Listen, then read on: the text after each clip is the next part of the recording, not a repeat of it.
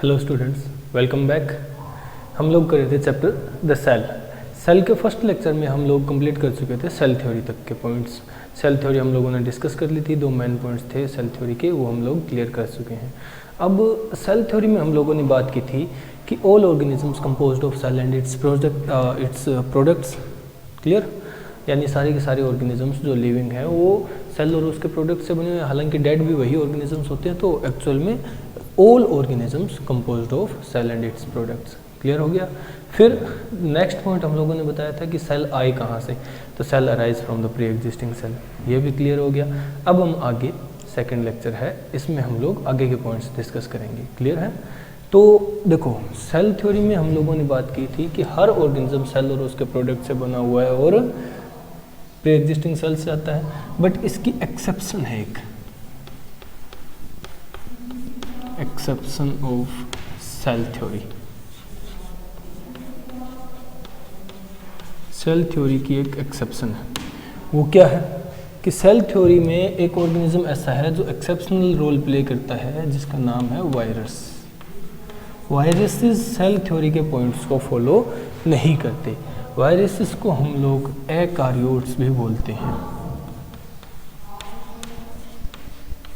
एकार्योट्स यानी जिनके अंदर न्यूक्लियस नहीं होता, न्यूक्लियस एब्सेंट होता है। कार्यो मीन्स न्यूक्लियस, एकार्योट्स जिनके अंदर न्यूक्लियस नहीं है, ये हमारी सेल थ्योरी की एक्सेप्शन है। इसलिए हम वायरस को सेल मानते ही नहीं हैं। Virus can not be considered as cell, living और डेड। किसी भी तरह का सेल नहीं माना जाता वायरस को। क्लियर है, समझ गए। अब आगे चलते हैं। ये तो सेल थ्योरी की एक एक्सेप्शन थी, एक पॉइंट था, वो डिस्कस कर लिया। अब आगे चलते हैं। तो अब हम सेल के स्ट्रक्चर पे आते हैं, और सेल को हम लोग स्टडी करने के लिए मेनली 3 पार्ट्स में डिवाइड करते हैं। वो 3 पार्ट कौन कौन से हैं, तो देखो, सेल के मेनली 3 पार्ट किए जाते हैं। फर्स्ट, सेल की बाउंड्रीज, यानी सेल बाउंड्रीज।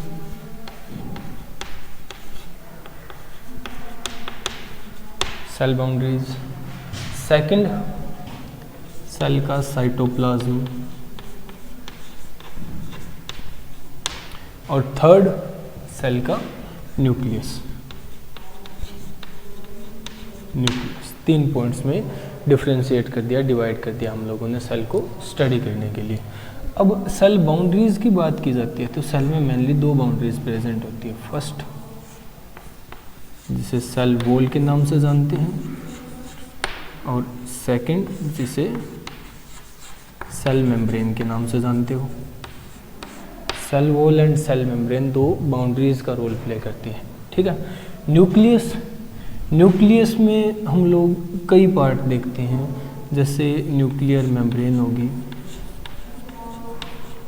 न्यूक्लियस की मेम्ब्रेन होगी, ठीक है। फिर न्यूक्लियोलस हो गया, और न्यूक्लियस में प्रेजेंट क्रोमेटिन मटेरियल्स हो गए,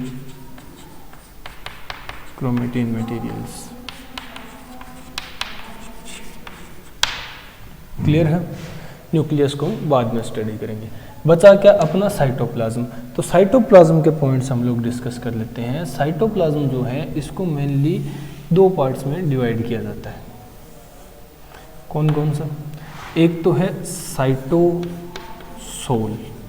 यानी साइटोप्लाज्म का सारा लिक्विड मटेरियल, ठीक है। सेकंड, इस लिक्विड मटेरियल में प्रेजेंट स्ट्रक्चर्स, जिनको हम इकट्ठा करके बोल देते हैं ट्रोफोप्लाज्म। ट्रोफोप्लाज्म, ट्रोफोप्लाज्म में जितने भी सॉलिड स्ट्रक्चर्स आएंगे, सेल के अंदर जितने भी सॉलिड स्ट्रक्चर्स प्रेजेंट होते हैं न्यूक्लियस को छोड़ करके, यानी सेल ऑर्गेनेलीज, माइक्रोबॉडीज वगैरह, स्टोर्ड प्रोडक्ट्स, हर चीज़ जो थोड़ी सॉलिड है, तो उस लिक्विड मटेरियल को अलग निकाल दिया साइटोसोल, और साइटोप्लाज्म बच गया ट्रोफोप्लाज्म। क्लियर है। अब ट्रोफोप्लाज्म के भी आगे 2 पार्ट्स किए जाते हैं।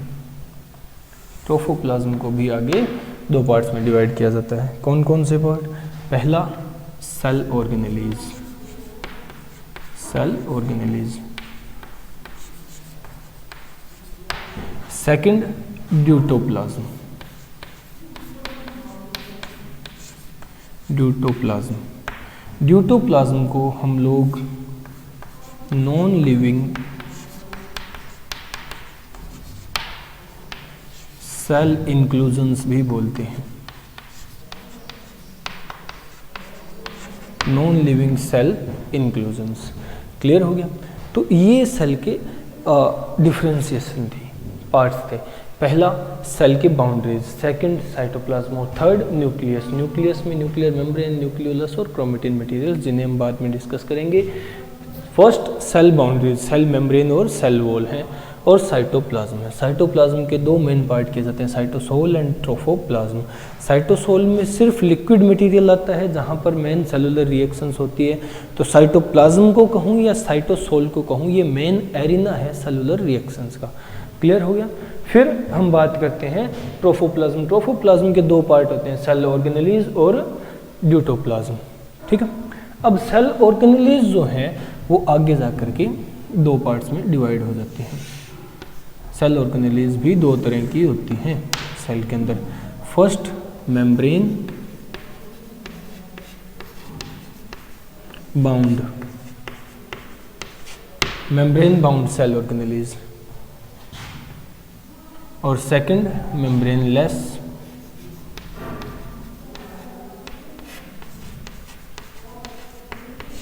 Membrane less cell organelles. Clear है? मेम्ब्रेन लेस जिन सेल ऑर्गेनेलीज पे मेम्ब्रेन प्रेजेंट नहीं होती, और मेम्ब्रेन बाउंड यानी जो सेल ऑर्गेनेली मेम्ब्रेन में बाउंड होती है, मेम्ब्रेन में बंधी हुई होती है, यानी जिसके ऊपर एक मेम्ब्रेन की कवरिंग होती है पर्टिकुलर। समझ गए?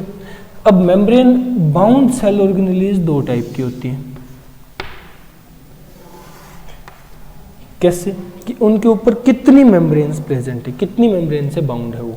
तो पहला single membrane bound, single membrane bound cell organelle. Second double membrane bound, double membrane bound cell organelle. Clear हो गया? तो इस तरह पूरे के पूरे सेल को डिफ्रेंशिएट किया जाता है टोटल। अब हमें यहाँ देखना क्या है, सेल वॉल देखनी है, सेल मेम्ब्रेन देखना है। इस चैप्टर में स्ट्रक्चर सेल वॉल का और सेल मेम्ब्रेन का देखना है। फिर मेम्ब्रेन बाउंड सेल ऑर्गेनेलीज देखनी है, जिनमें से single membrane bound, double membrane bound दोनों तरह की। मेम्ब्रेन लेस सेल ऑर्गेनेलीज देखनी है, ड्यूटोप्लाज्म देखना है, और न्यूक्लियस को कंप्लीट करना है। ये पॉइंट्स हैं हमारे इस चैप्टर के। तो ये एक तरह से ओवरव्यू है चैप्टर का। समझ गए? अब इन्हीं को हम आगे डिटेल में स्टडी करने वाले हैं। तो ये वीडियो पॉज करके एक बार इसे नोट डाउन कर लो। क्लियर? अब आगे चलते हैं। तो ये डिफरेंशिएशन थी। अब इन्हीं डिफरेंशिएशन के एक सिंगल पार्ट को हम डिटेल स्टडी करने वाले हैं। चलो अब हम आते हैं सबसे पहले सेल ऑर्गेनेलीज पे। पहले ये देख लेते हैं कि कौन सी सेल ऑर्गेनेलीज मेम्ब्रेन बाउंड हैं, कौन सी मेम्ब्रेन लेस हैं, और कौन सी सिंगल मेम्ब्रेन बाउंड, कौन सी डबल मेम्ब्रेन बाउंड है। क्लियर? तो सबसे पहले छोटा सा पॉइंट है कि साइटोप्लाज्म, साइटोप्लाज्म जो है, या साइटोप्लाज्म से भी मोर करेक्ट मैं कहूँ साइटोसोल। साइटोसोल ये क्या है? ये main arena of cellular reactions है, main arena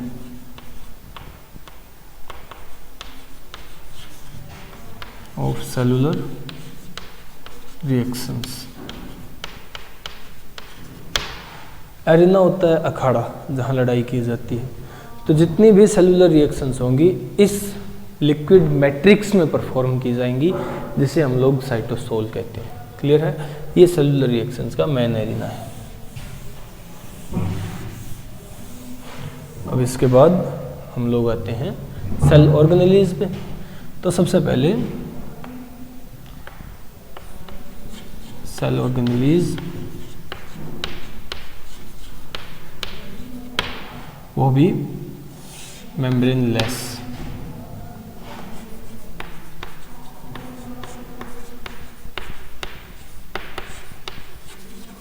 membrane less cell organelle कि कौन कौन सी सेल ऑर्गेनेली है जिनके ऊपर किसी भी तरह की मेम्ब्रेन देखने को नहीं मिलती। तो मेनली दो सेल ऑर्गेनेली है, एक तो राइबोसोम है, राइबोसोम, और सेकंड है सेंट्रियोल। ये दो सेल ऑर्गेनेली ऐसी है जिनके ऊपर किसी भी मेम्ब्रेन की कवरिंग देखने को नहीं मिलती। ठीक है, अब हम आते हैं मेम्ब्रेन बाउंड पे। Membrane bound,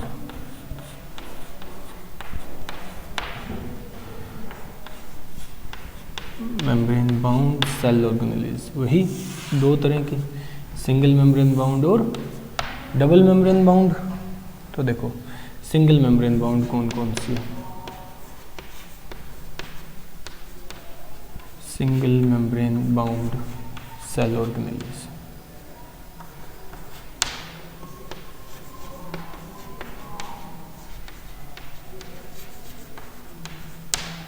single membrane bound cell organelle में आते हैं जैसे हमारा एंडोप्लाज्मिक रेटिकुलम हो गया, एंडोप्लाज्मिक रेटिकुलम हो गया, गोल्जी बॉडी हो गई,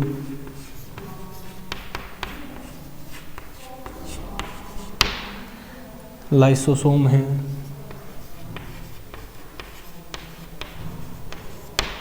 वैक्यूल्स है, और हमारी माइक्रोबॉडीज है।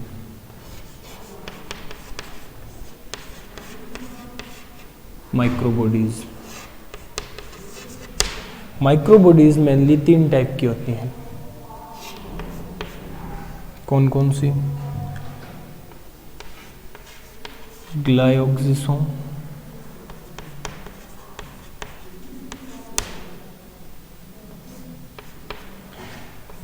पेरोक्सिसोम और स्फीरियोसोम।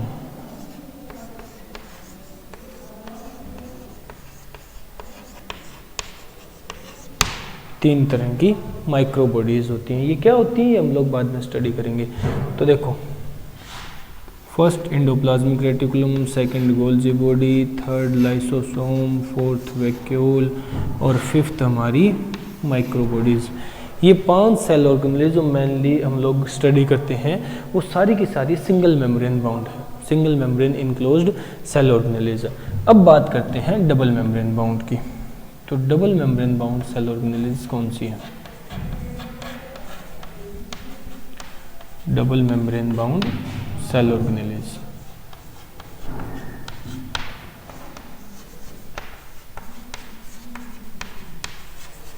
Double membrane bound cell organelles में मेनली दो ही एग्जांपल्स आते हैं। कौन कौन से? एक माइटोकॉन्ड्रिया, माइटोकॉन्ड्रिया क्लियर है, और सेकंड प्लास्टिड्स, फिर चाहे वो किसी तरह का हो, क्लोरोप्लास्ट, क्रोमोप्लास्ट, ल्यूकोप्लास्ट, जो भी हो वो सारे plastids double membrane bound cell organelle है। तो ये मेम्ब्रेन बाउंड या मेम्ब्रेन लेस सेल ऑर्गेनेलीज की पूरी डिफरेंशिएशन हो चुकी है। जैसे cell organelles membrane less ribosome और सेंट्रियोल दो ही हैं, ठीक है, फर्स्ट राइबोसोम और सेकंड है सेंट्रियोल। फिर मेम्ब्रेन बाउंड पे आते हैं, सिंगल मेम्ब्रेन बाउंड और double membrane bound. Single membrane bound में endoplasmic reticulum, ER, Golgi body, lysosome, vacuole और माइक्रोबॉडीज हैं जो तीन तरह के होते हैं, ग्लायोक्सिसोम, पेरोक्सिसोम और स्फीरियोसोम। फिर डबल मेम्ब्रेन बाउंड जो माइटोकॉन्ड्रिया और प्लास्टिड्स हैं। ये हुई सेल ऑर्गेनेलीज की बात, ठीक है। अब हम आगे चलते हैं और डिस्कस करेंगे सेल ऑर्गेनेलीज से आगे कि एक दो पॉइंट जो और बच गए, जैसे ड्यूटोप्लाज्म क्या होता है वो डिस्कस करेंगे। क्लियर? ये सेल ऑर्गेनेलीज थी हमारी।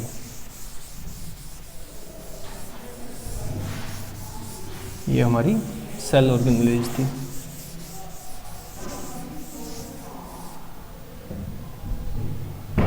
अब नेक्स्ट जो पॉइंट है हम डिस्कस करने वाले हैं वो है कि ड्यूटोप्लाज्म क्या होता है।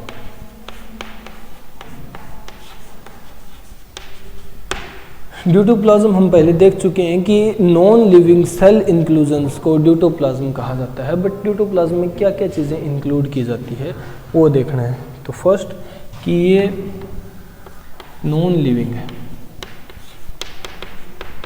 नॉन लिविंग सेल इंक्लूजन्स है, यानी सेल में पड़े हुए ऐसे मटेरियल जिनमें लाइफ नहीं होती, नॉन लिविंग है जो, ठीक है, बट सेल के अंदर इंक्लूडेड है, सेल इंक्लूजन्स है। होते क्या क्या हैं, तो 3 तरह के मटेरियल को ड्यूटोप्लाज्म में काउंट किया जाता है। कौन कौन से? फर्स्ट, स्टोर्ड फूड हो, स्टोर्ड फूड हो, सेल में कोई फूड स्टोर करके रखा हो, वो नॉन लिविंग है बट है सेल के अंदर ही, तो ड्यूटोप्लाज्म का हिस्सा होगा। सेकंड, एक्सक्रीटरी प्रोडक्ट या एक्सक्रीटरी मटेरियल,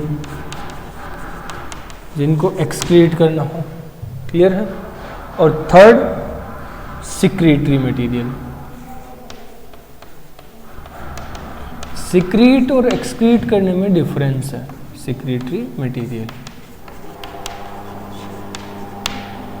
ठीक है। एक्सक्रीट उन चीज़ों को किया जाता है जो किसी ऑर्गेनिज्म के लिए या किसी सेल के लिए वेस्ट हो, क्लियर है, उन चीज़ों की ज़रूरत ना हो, समझ गए, या जिनके एक्यूमुलेशन से कोई हार्म हो सकता हो, ऐसी चीज़ों को एक्सक्रीट किया जाता है, क्लियर। सेकंड, सिक्रीट उस चीज़ को किया जाता है जिसको सिक्रीट करने के लिए सिक्रीट करने के पीछे कोई पर्पस हो, पर्पसफुल सिक्रीशन, समझ गए, यानी किसी चीज़ को निकालना है बट किसी कारण से, जैसे नेक्टर सिक्रीट किया जाता है, नेक्टर, प्लांट्स नेक्टर सिक्रीट करते हैं। नेक्टर क्या होता है? मरकंद बोलते हो जैसे हिंदी में, यानी फ्लावर जो नेक्टर के रूप में जो जूस या जो स्वीट मटेरियल सिक्रीट करता है, जिससे अट्रैक्ट होकर के इंसेक्ट्स उसकी तरफ आते हैं, बट उसका पर्पस तो है कि नेक्टर सिक्रीट करवा के पॉलिनेशन करवाना। तो पर्पसफुल अगर किसी चीज़ को रिलीज किया जाए, पर्पसफुल रिलीजिंग हो किसी चीज़ की, वो सिक्रीशन होती है, समझ गए। तो ये सिक्रीशन और एक्सक्रीशन, अब इन सभी मटेरियल्स को ड्यूटोप्लाज्म में काउंट किया जाता है। स्टोर्ड फूड क्या हो सकता है? स्टोर्ड फूड कार्बोहाइड्रेट हो सकता है, कार्बोहाइड्रेट या फिर फैट्स, ये सेल स्टोर करके रख सकती है, ये स्टोर्ड फूड हो सकते हैं, ठीक है। एक्सक्रीटरी मटेरियल में क्या कुछ आएगा? एक्सक्रीटरी मटेरियल में आते हैं जैसे गम हो गया, ये वो गम डूबने वाला नहीं है, ये गम गम वाला है, यानी पेस्टिंग वाला गम, गम हो गया, लेटेक्स हो गया, रेजिन हो गया, ठीक है। सिक्रीटरी मटेरियल में हम लोग मेनली नेक्टर को मानते हैं, जो नेक्टर सिक्रीट किया जाता है प्लांट्स के द्वारा। तो ये होंगे तो सेल के अंदर ही, और सेल ही सिक्रीट करेगा आफ्टर ऑल, तो ये सेल के अंदर जब प्रेजेंट होंगे तब इन्हें ड्यूटोप्लाज्म में काउंट किया जाता है, non living cell intrusions. Clear हो गया? अब आगे चलते हैं, ये ड्यूटोप्लाज्म में हम लोगों ने सल्टा दिया। अब आगे हम लोग देखेंगे कि डेवलपमेंट के बेसिस पे सेल्स को या ऑर्गेनिजम्स को किस टाइप से डिवाइड किया गया है। तो सेल की डेवलपमेंट के बेस पे टोटल ऑर्गेनिजम्स को डिवाइड किया गया है 2 टाइप्स में, यानी प्रोकार्योटिक ऑर्गेनिजम्स या प्रोकार्योट्स बोल दो, प्रोकार्योट्स, और यूकार्योटिक ऑर्गेनिज्म या यूकार्योट्स।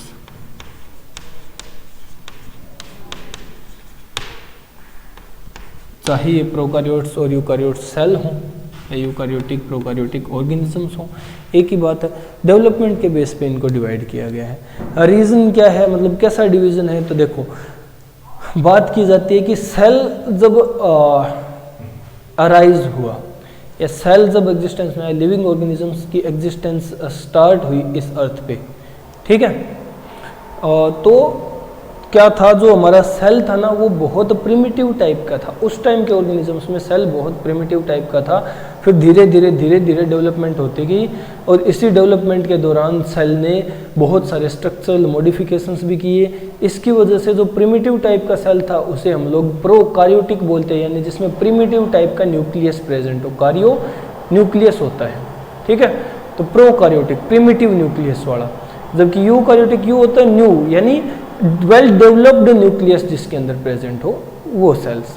क्लियर है, क्योंकि सेल का कंट्रोलिंग सेंटर न्यूक्लियस होता है और मॉडिफिकेशंस मेनली वहीं देखी जाती है। समझ गए? तो प्रोकार्योटिक और यूकार्योटिक सेल्स में डिफरेंस क्या है वो देखो। प्रोकार्योटिक सेल्स में न्यूक्लियस कैसा होगा? प्रिमिटिव न्यूक्लियस होगा, प्रिमिटिव न्यूक्लियस, जबकि यूकार्योटिक सेल्स में वेल डेवलप्ड न्यूक्लियस होगा, वेल डेवलप्ड न्यूक्लियस होगा। प्रिमिटिव और वेल डेवलप्ड न्यूक्लियस में डिफरेंसेस क्या हैं? तो प्रिमिटिव न्यूक्लियस जो था उस न्यूक्लियस में न्यूक्लियर मेम्ब्रेन, जो न्यूक्लियर मटेरियल को इनक्लोज करके रखती है, ठीक है, और न्यूक्लियोलस, ये दोनों ही एब्सेंट थे ही नहीं, ठीक है। तो इस प्रिमिटिव न्यूक्लियस को न्यूक्लियोइड बोला जाता है, न्यूक्लियोइड। क्लियर?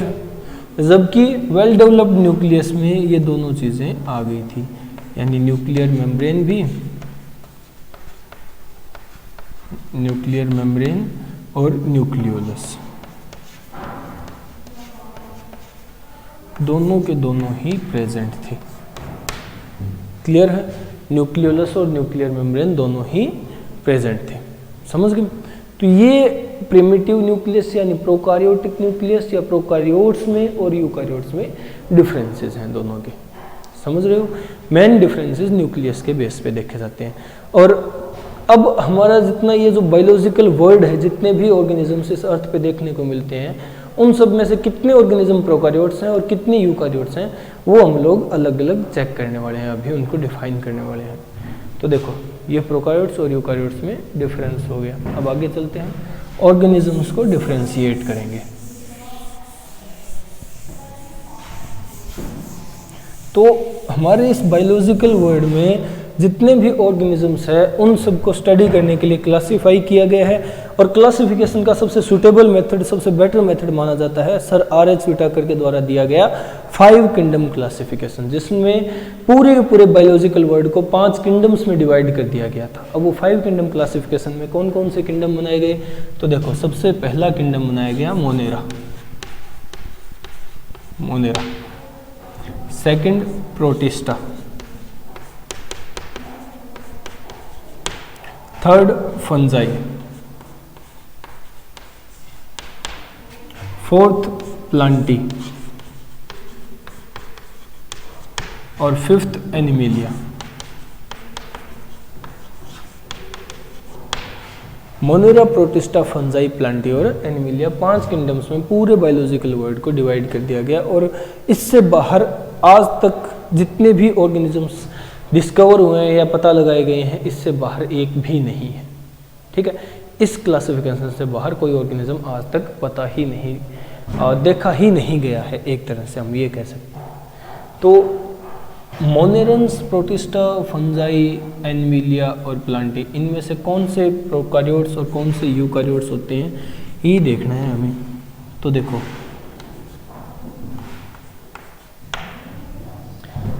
मोनेरा जो है वो एक अकेला किंगडम है जिसमें सारे के सारे ऑर्गेनिजम्स प्रोकार्योटिक हैं, प्रोकार्योट्स आते हैं जिसमें। ठीक है, क्लियर? जबकि बाकी के सारे kingdom, protista, fungi, Plantae, Animalia, सारे के सारे यूकार्योट्स हैं।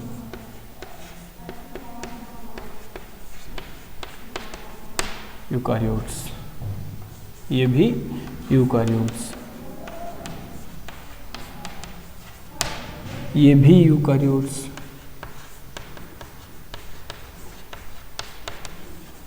और एनिमल्स भी यूकारियोट्स। तो सिर्फ और सिर्फ क्या एक मोनेरा ही प्रोकारियोट्स है, बाकी के सारे चारों किंगडम यूकारियोटिक ऑर्गेनिजम्स के हैं। बट डिफरेंस क्या आता है, प्रोटिस्टा जो है वो यूकारियोट्स कौन से हैं, यूनिसेलुलर यूकारियोट्स हैं, यूनिसेलुलर यूकारियोट्स हैं। क्लियर है। जबकि बाकी के चारों किंगडम तीनों किंगडम, ये तीनों के तीनों ही मल्टी सेलुलर यूकारियोट्स हैं।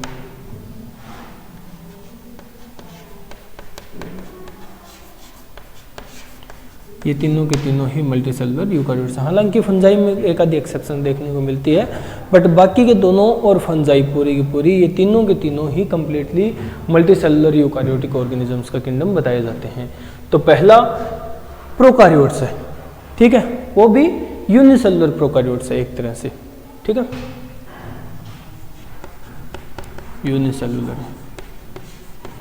जबकि प्रोटिस्टा से शुरू हो जाते हैं eukaryotes, but protista unicellular eukaryotes है, बाकी के तीनों मल्टीसेलुलर यूकारियोट्स हैं।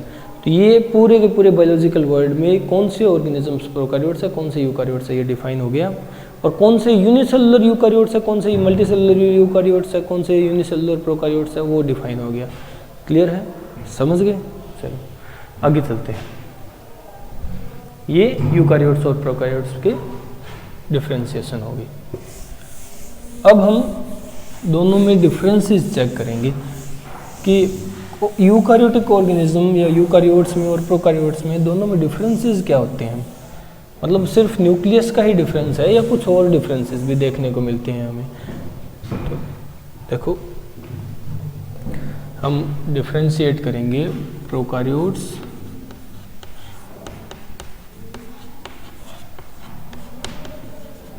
एंड यूकारियोट्स में। टेबल बनानी है,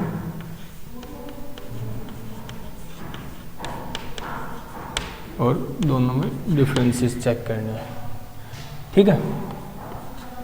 तो प्रोकारियोटिक और यूकारियोटिक ऑर्गेनिज्म में डिफरेंसेस सबसे पहले यही आते हैं कि जैसे ये उनका स्ट्रक्चर है,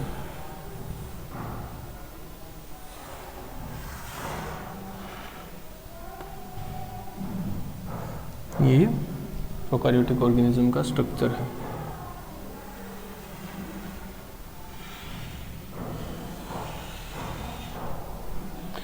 ये प्रोकारियोटिक ऑर्गेनिज्म का स्ट्रक्चर है, और स्ट्रक्चर में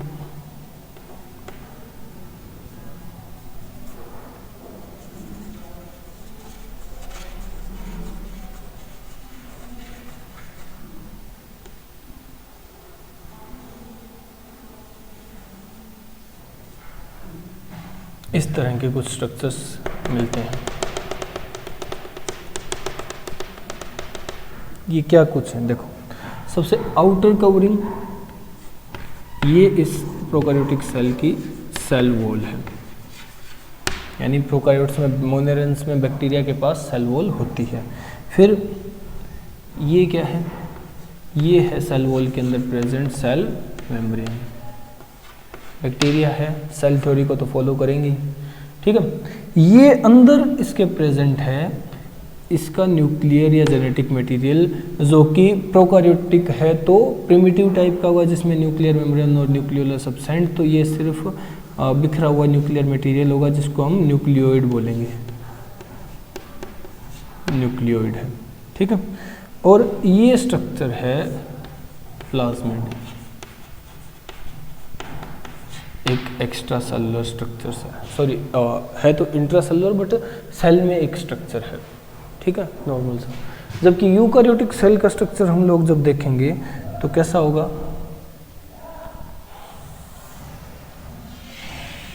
हम लोग एनिमल सेल लेकर के चल रहे हैं तो सेल वॉल नहीं दिखाएंगे। ये क्या है, ये है सेल मेम्ब्रेन, ठीक है। सेल मेम्ब्रेन के अंदर प्रेजेंट होता है न्यूक्लियस, और न्यूक्लियस का स्ट्रक्चर कुछ इस तरह का है।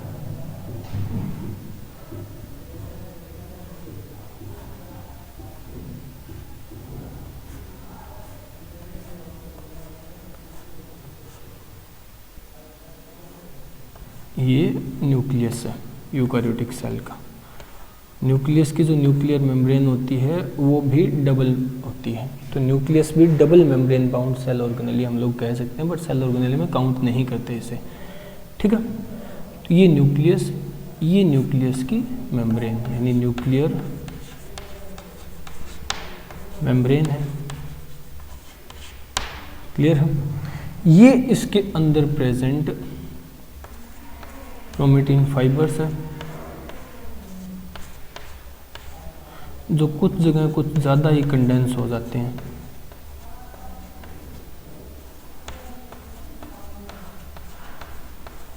तो थोड़ा सा डार्क अपीयरेंस आता है, यानी कुछ डार्क स्टेन्ड बॉडीज हमें दिखने लग जाती हैं न्यूक्लियस के अंदर, इस तरह से। तो इन डार्क स्टेन्ड क्रोमेटिन फाइबर्स और ये जो लाइट स्टेन्ड क्रोमेटिन फाइबर है, जहाँ इतने डार्क अपीयरेंस नहीं है, इन दोनों को अलग अलग नाम दिया जाता है, ठीक है। लाइट स्टेन्ड क्रोमेटिन फाइबर्स को तो बोला जाता है यूक्रोमेटिन,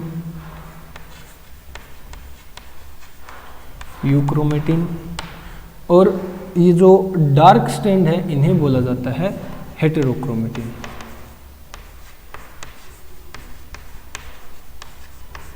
हेटेरोक्रोमेटिन, क्लियर है। और इसी तरह इस न्यूक्लियस के अंदर प्रेजेंट होता है एक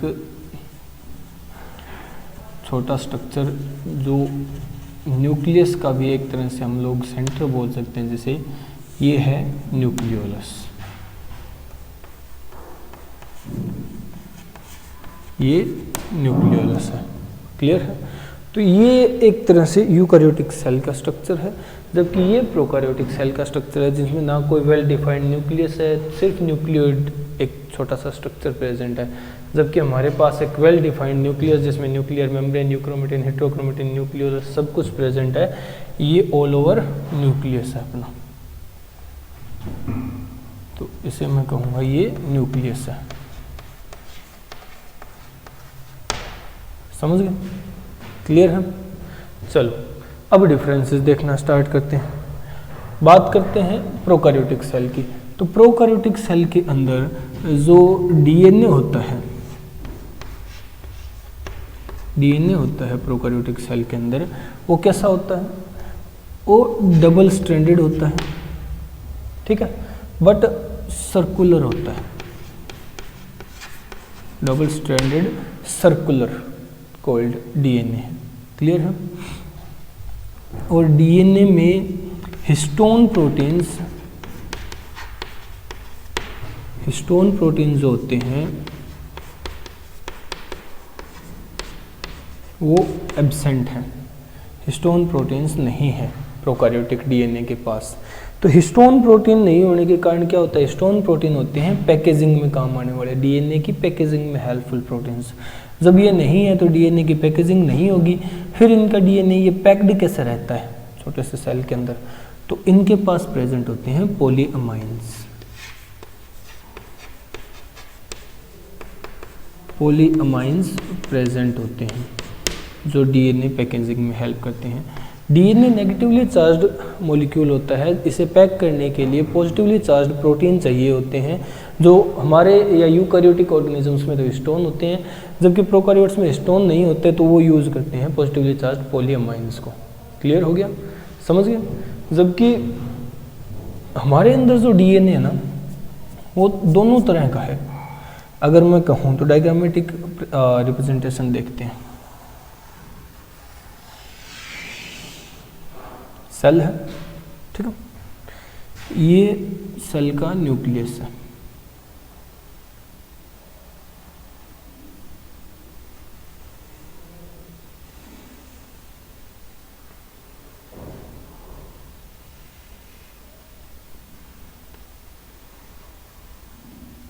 ये सेल का न्यूक्लियस है और double membrane bound nuclear membrane है।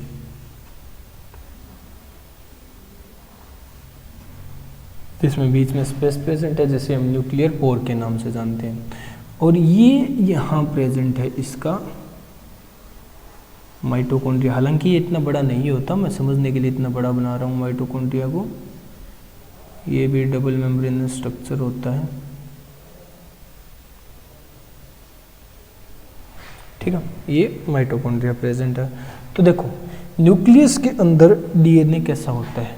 हमारे न्यूक्लियस में जो डीएनए है वो डबल स्ट्रैंडेड तो है बट वो लीनियर डीएनए है, ठीक है। डबल स्ट्रैंडेड होने के साथ साथ डीएनए लीनियर है, यानी लॉन्गिट्यूडनली अरेंज्ड डीएनए है अपना। जबकि प्रोकैरियोट्स में डीएनए सर्कुलर था, ठीक है। ये तो हो गया न्यूक्लियर डीएनए, इसे मैं कहूंगा न्यूक्लियर डीएनए।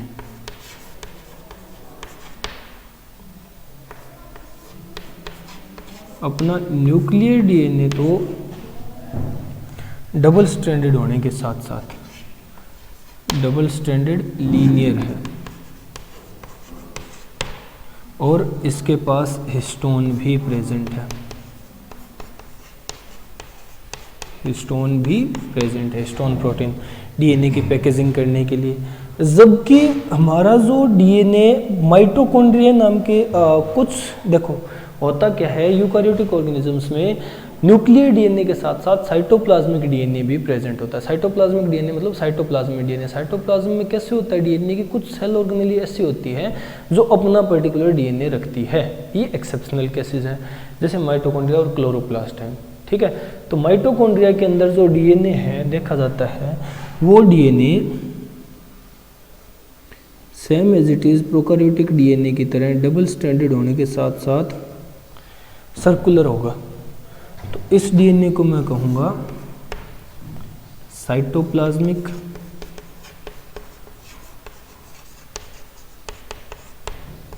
डीएनए, ठीक है। ये साइटोप्लाज्मिक डीएनए है कौन सा, तो ये है माइटोकॉन्ड्रियल डीएनए।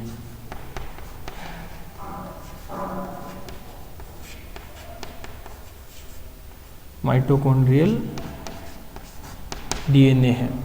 और माइटोकॉन्ड्रियल डीएनए कैसा है, mitochondrial DNA double stranded circular है, तो same as it is prokaryotic DNA है। ये पॉइंट है थोड़े से स्पेशल। रीज़न ऐसा होने का कि हमारे माइटोकॉन्ड्रिया में डीएनए क्यों है, तो वो डिफाइन किया जाता है जब माइटोकॉन्ड्रिया का ओरिजिन बताया जाता है। हम लोग मानते हैं एक थ्योरी दी गई है एंडोसिम्बायोंट थ्योरी, जिसके अकॉर्डिंग बताया गया है कि जब डेवलपमेंट हो रही थी तो कोई एक सेल था जिसने कुछ बैक्टीरिया इंगल्फ कर लिए। उनमें से एक बैक्टीरिया था एनर्जी प्रोड्यूसिंग बैक्टीरिया और एक बैक्टीरिया था फोटोसिंथेटिक बैक्टीरिया। दो बैक्टीरिया इंगल्फ कर लिए, ठीक है।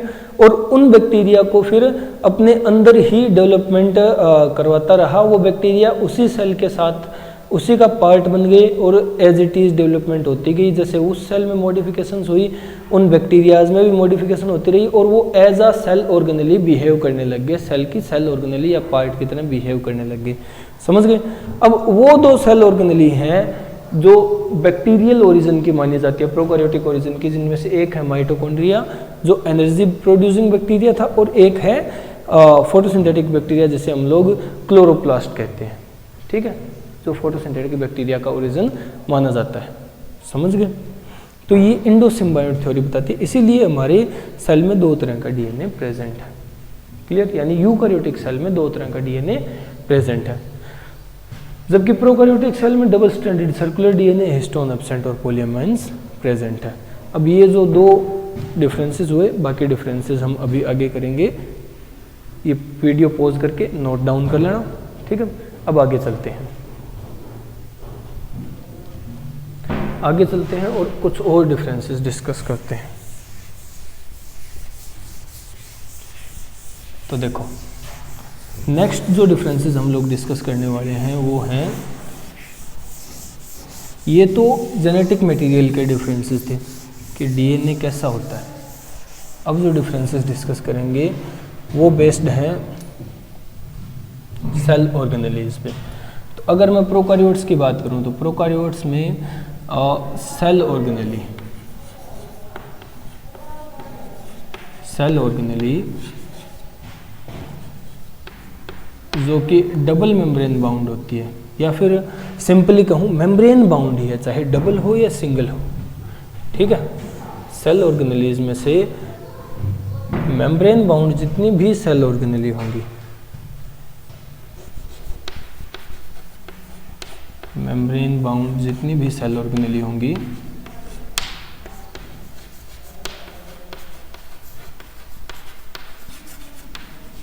वो सारी की सारी प्रोकार्योट्स में एब्सेंट होती हैं। प्रोकार्योट्स में membrane bound cell organelle present ही नहीं है, सारी membrane bound cell organelle absent है।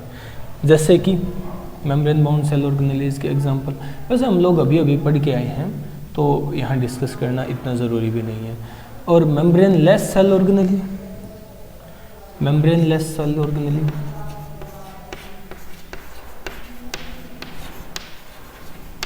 मेम्ब्रेन लेस सेल ऑर्गेनेली में से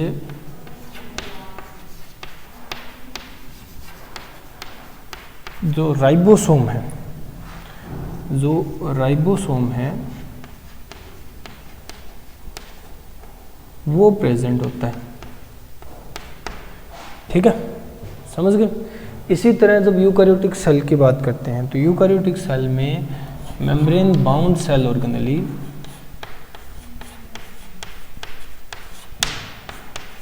जितनी भी हैं सारी की सारी प्रेजेंट होती हैं, सारी membrane bound cell organelle present है, चाहे सिंगल मेम्ब्रेन हो और चाहे double membrane bound cell organelle हो, सारी प्रेजेंट है। और मेम्ब्रेन लेस सेल ऑर्गेनेली भी प्रेजेंट है, यानी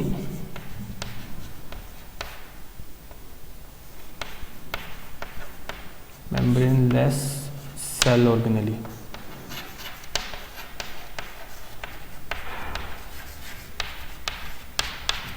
सारी के सारी प्रेजेंट है। ठीक है, ये सेल ऑर्गेनेली का डिफरेंस है बेसिक सा। अब इसमें जो आगे जितने भी डिफरेंसेस हैं वो हम लोग डिस्कस करेंगे नेक्स्ट लेक्चर में। Okay, bye, stay home, stay safe, अपना ध्यान रखो।